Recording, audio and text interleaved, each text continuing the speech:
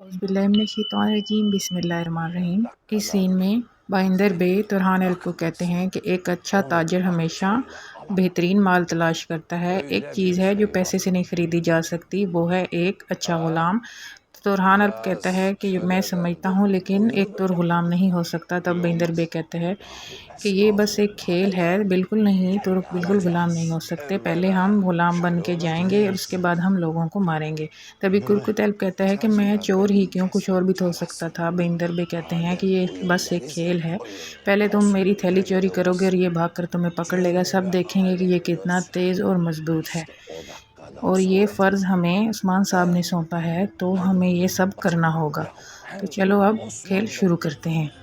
इसके साथ ही वो बाज़ार की तरफ चल पड़ते हैं। बाइंदर तुरहान अल को लेकर बाज़ार में पहुंच जाता है और इधर उधर देखता है और आहिस्ता आहिस्ता चलता हुआ दो ताजरों के पास जाके खड़ा हो जाता है और मुँह ही मुँह में कुछ बड़बड़ाता है। इतने में एक चोर आके उसकी थैली ले जाता है, तो वो शोर मचाता है और अपने ग़ुलाम को कहता है कि जाके इसको पकड़ के लाओ।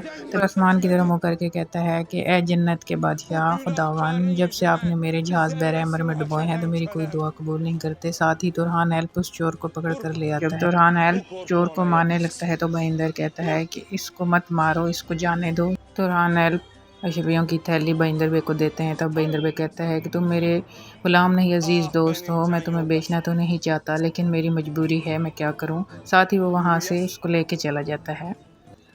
वो जब जा रहे होते हैं तुरहान अल कहता है कोई हमारे पीछे नहीं आ रहा। तभी बाइंदर बे कहता है कि अच्छे ताजर हमेशा अच्छी चीज़ों की तलाश में रहते हैं, वो ज़रूर आएंगे, वो हमारे पीछे आएंगे और हम उनका शिकार करेंगे।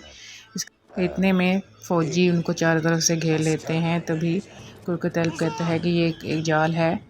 तो बाइंदर बे कहता है कि ठीक है, ऐसा है तो फिर हम आज इनका खून बहाएंगे। साथ ही लड़ाई शुरू हो जाती है।